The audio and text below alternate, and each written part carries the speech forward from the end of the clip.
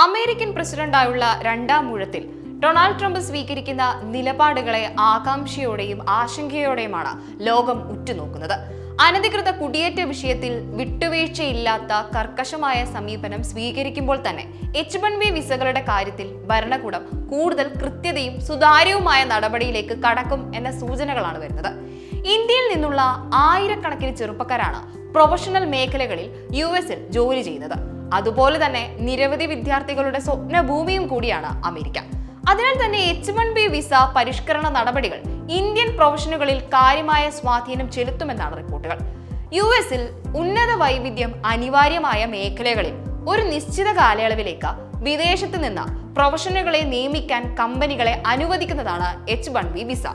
IT, engineering, medicine ഉൾപ്പെടെയുള്ള professional മേഖലകളിലേക്കാണ് പ്രധാനമായും H-1B visa പ്രയോജനപ്പെടുത്തുന്നത്.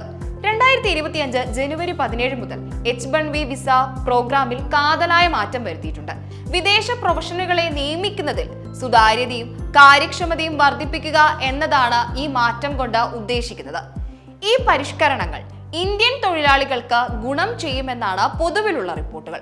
2023 അനുവദിച്ച 3,86,000 H-1B വിസകളിൽ 72.3% സ്വന്തമാക്കിയത് Indian പൗരന്മാരാണ്.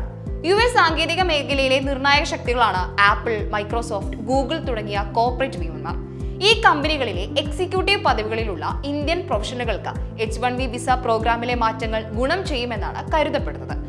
IT, artificial intelligence, cyber സുരക്ഷ തുടങ്ങിയ വ്യവസായങ്ങളിലേക്കാണ് ഇന്ത്യൻ പ്രൊഫഷനുകൾക്ക് കൂടുതലും വലിയ അവസരങ്ങൾ ലഭിക്കുന്നത്.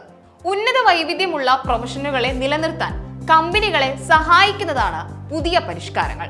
ഇതിനായുള്ള നടപടിക്രമങ്ങൾ വേഗത്തിലാക്കാൻ പുതിയ വിസ പ്രോഗ്രാമിലൂടെ സാധിക്കുമെന്ന് US citizenship and immigration service വ്യക്തമാക്കുന്നുണ്ട്. 3 വർഷത്തേക്കാണ് H-1B വിസ നൽകുന്നത്. ഇത് പരമാവധി 6 വർഷം വരെ ദീർഘിപ്പിക്കാൻ കഴിയും. ഇതിനോടൊപ്പം തന്നെ US ഉൽപ്പന്നങ്ങൾക്ക് ഉയർന്ന തീരുവ ചുമത്തിയതിന് ഇന്ത്യ ഉൾപ്പെടെയുള്ള രാജ്യങ്ങളെ ആവർത്തിച്ച് വിമർശിക്കുന്നുണ്ട് ഡൊണാൾഡ് ട്രംപ്.